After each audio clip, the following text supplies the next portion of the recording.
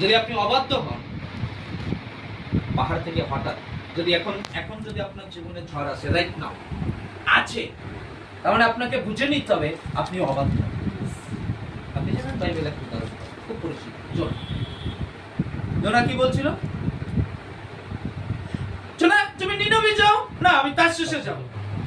নৌকায় ঝড় উঠেছে, হ্যালো আমাকে ধরে জল কারণ আমি নিজে। ইয়েস। আজকে যদি আপনি আপনার জীবনে কোনো ঝড় আসছে, ইয়েস ইট ইজ ট্রু, আপনার চারিপাশে পাহাড় রয়েছে, দিদি এক্ষুনি বাক্য বলছিল খেন্দুয়া, আমাদেরকে তবুও জগতে ছেড়ে চারিদিকে খেলতে হয়েছে, যদিও আপনার রয়েছে। তবু আমার জীবনে পার্টিকুলার বেঁচে বেঁচে আছে বিশ্বজিৎ হালদার আমার জীবনে কেন এসছে? বিকজ আমি অবাধ্য।